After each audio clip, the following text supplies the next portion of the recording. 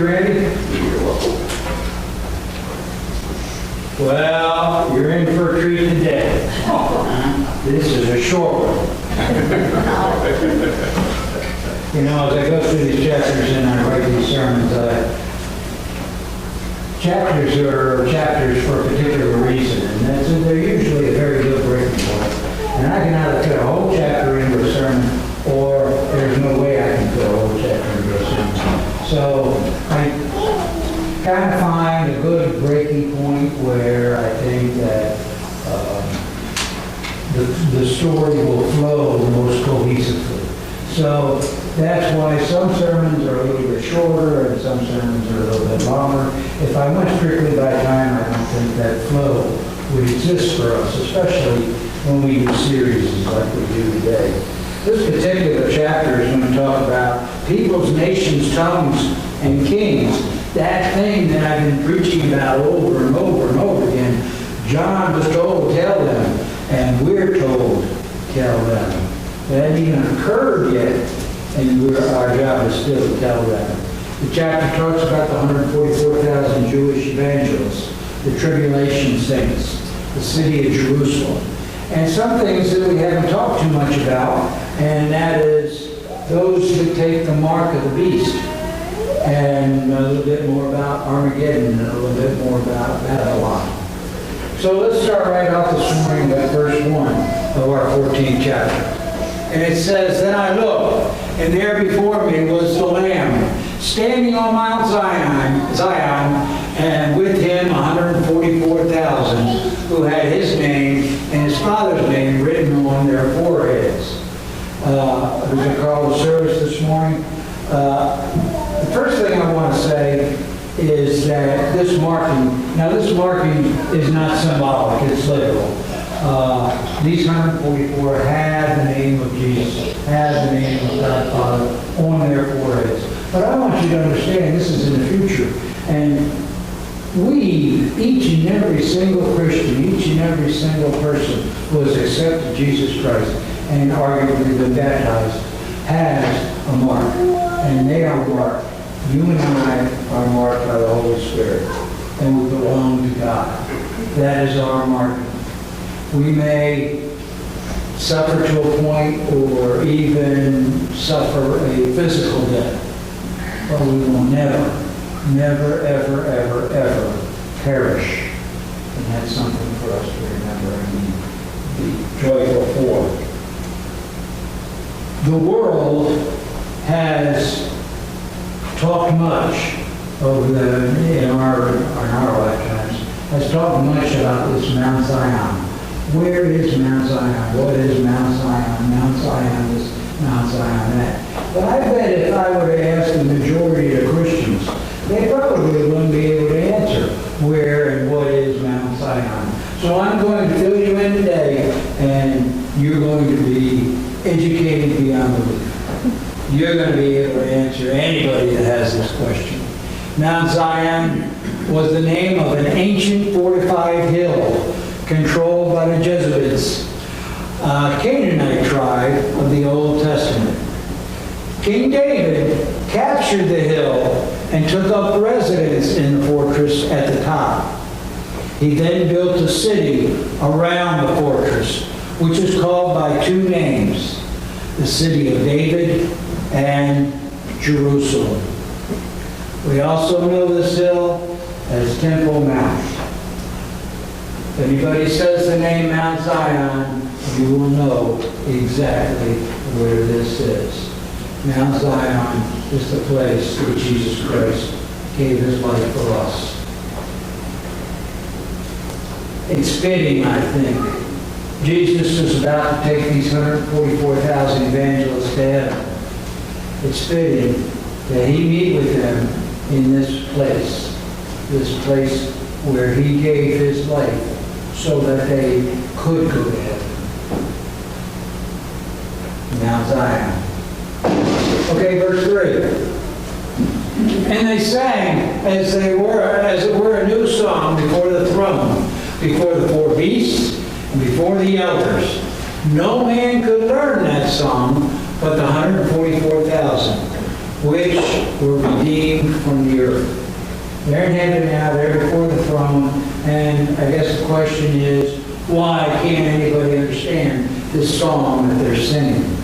And there's a couple of probable reasons for this. One is that it's possible that they have received some type of spiritual gift at this point, so that they could sing this song that nobody else can understand.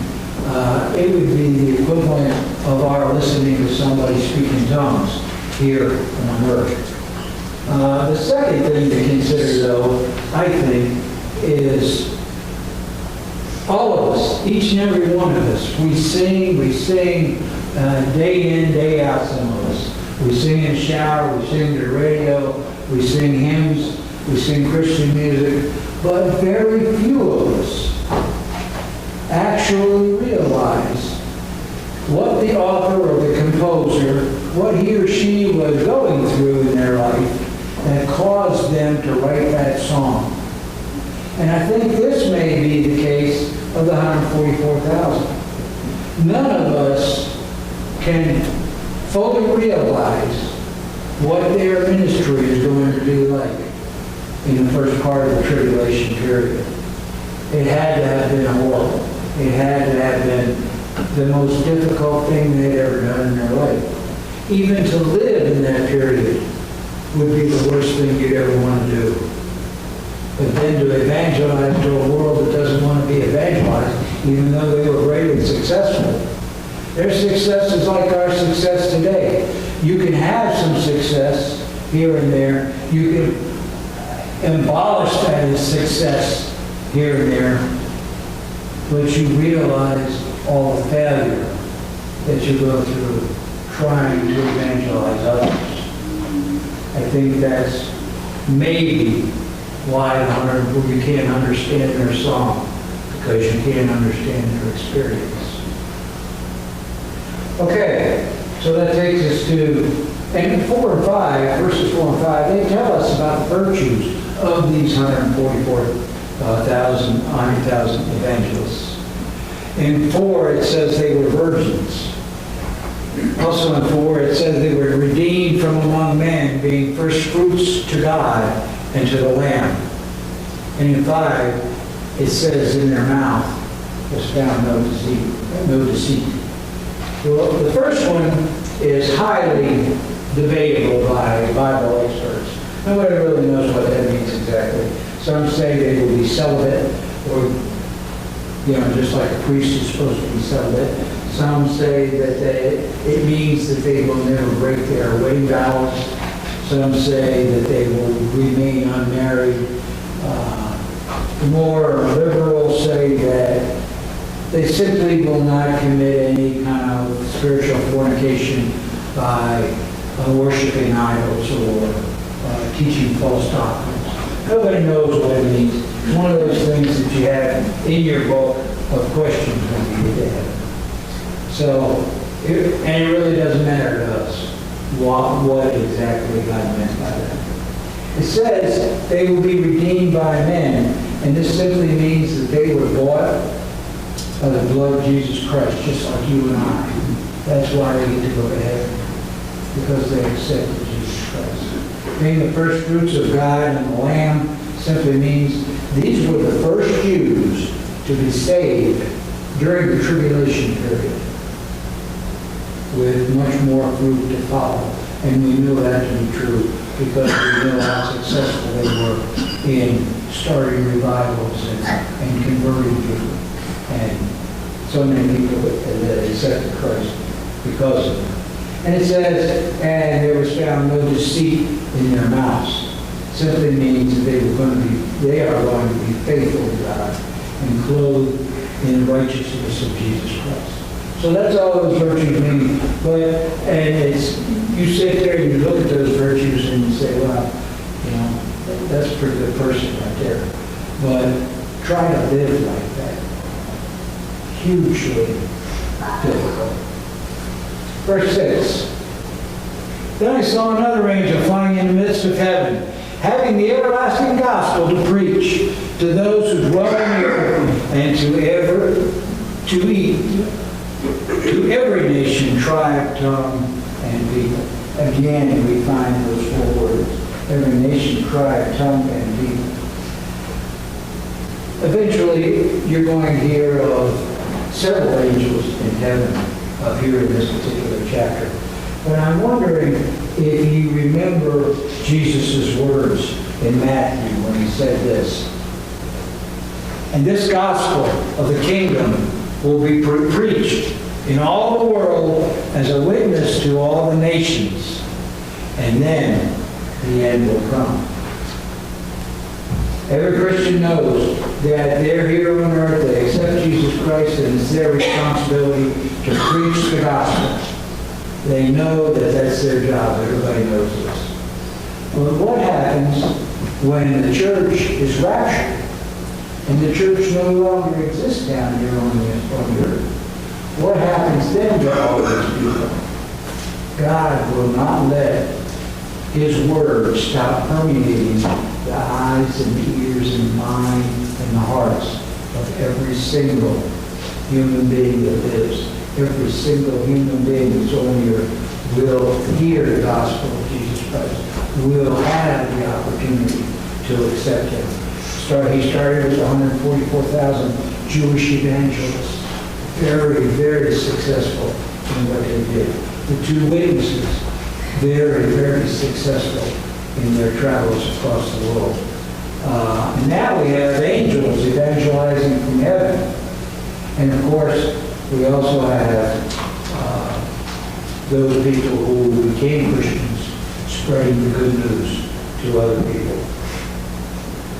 Understand that God will go through great lengths so that not a single person in the world will not have the gospel told to them. Not a single person in the world will not have the opportunity to accept Jesus. So you might wonder from this verse right here and the verse before, what exactly of all the big Bible that we have, what gospel is being taught? And it tells us in verse 7. It says, saying with a loud voice, fear God and give glory to Him, for the hour of His judgment has come, and worship Him who made the heaven and earth and the sea and the springs of water.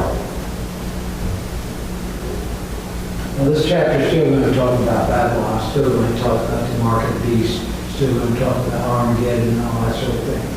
But I'd like to end today, and that's what we're going to find out about next week, but I'd like to end today talking just for a second about that verse right there. It says, fear God. Fear is a very powerful motivator. I could do a whole sermon series just on how fear affects each and every single one of us. It's a powerful motivator, and Satan would have us believe that this means to be afraid of God. But nothing could be further from the truth. It doesn't mean be afraid of God. Fear means this. Fear of God means have a holy respect for Him. Certainly believe that He exists, and believe that He reigns, and believe that He will judge all of mankind. If you get this right, if you get this kind of fear right, this kind of fear is the beginning of wisdom. And that wisdom pleases God greatly. Amen? Amen. All right. Turn to your offering and communion, please. Number 444, 3 hour prayer.